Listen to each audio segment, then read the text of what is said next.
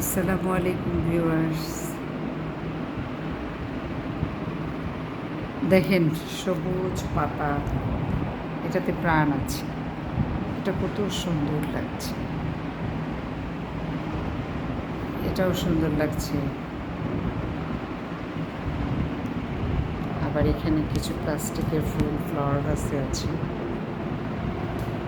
এগুলো ভীষণ রঙিন, এগুলোরও এক ধরনের সৌন্দর্য আছে, কিন্তু প্রাণ আছে যেটা, সেটার সৌন্দর্য আর যেটা নিষ্প্রাণ সেটার সৌন্দর্য, কোনটা বেশি সুন্দর বলেন তো ভিউয়ার্স? অবশ্যই প্রাণ আছে যেটা, আমি বলব। কারণ প্রাণটাই অনেক কিছু, মানুষের জীবনের প্রাণ, যে কোনো জীব যেটার প্রাণ আছে সেটাই সুন্দর। তারপরও আমরা এই প্লাস্টিকের জীবনটাকেও অনেক ভালোবাসি, কারণ এই প্রাণওয়ালা গাছগুলো মেনটেন করা খুব কঠিন।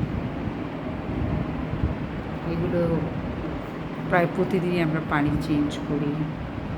তারপরে এই যে এই পাতাটা দেখেন পোকা হয়ে গিয়েছে, এই পাতাটাকে একটু যত্ন করতে হবে, একটু কেটে ফেলে দিতে হবে। আর এটার কিছুই করতে হয় না, এটা একটু ধুলাবালি করলে ক্লিন করা লাগে। হ্যাঁ, এই জন্য এখন অনেক বাসায় দেখি যে প্লাস্টিকের ফুল টুল দিয়ে খুব সাজিয়ে রাখে। যাই হোক, এটা আমার ভালো লাগে না, এটা আমার ব্যক্তিগত অভিমত। তারপরও আপাত দৃষ্টিতে ভালো লাগে, এই জন্য আমিও রাখি।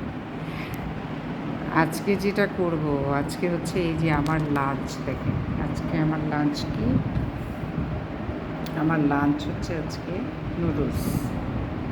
এটার মধ্যে পানি আছে, পানি খাবো।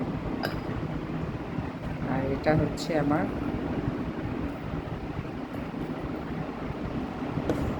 নুডলস, কালকে রান্না করেছিলাম, এই লাঞ্চটাই আমি খাবো আজকে। যাই হোক, সবাই বাসায় মজার মজার খাবার খাবেন, গরম ভাত, ডাল, ডিম ভাজা, আলু ভর্তা। আমার মনে হয় এটার চেয়ে বেস্ট খাবার আর নাই। গরম ভাত, ঘন ডাল, ডিম ভাজা আর আলু ভর্তার সাথে একটু কাঁচামরিচ আর লেবু থাকলে তো কথাই নেই।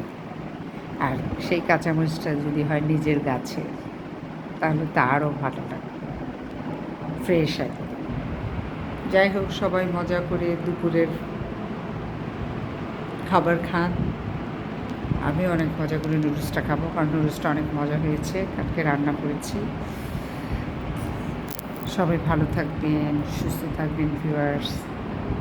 সবাই বাসার খাবার খাবেন, বাইরের খাবার যত পারবেন অ্যাভয়েড করবেন। বাইরের খাবার খুবই ক্ষতিকর শরীরের জন্য, আর সবচেয়ে ভালো হয় তেল ছাড়া খাবার খেলে। তবে একদিন আমি আপনাদেরকে তেল ছাড়া কিছু রান্না করা দেখাবো, ভিডিও দিব ইনশাআল্লাহ। সবাই সাথেই থাকবেন, ভালো থাকবেন। আল্লাহ হাফেজ।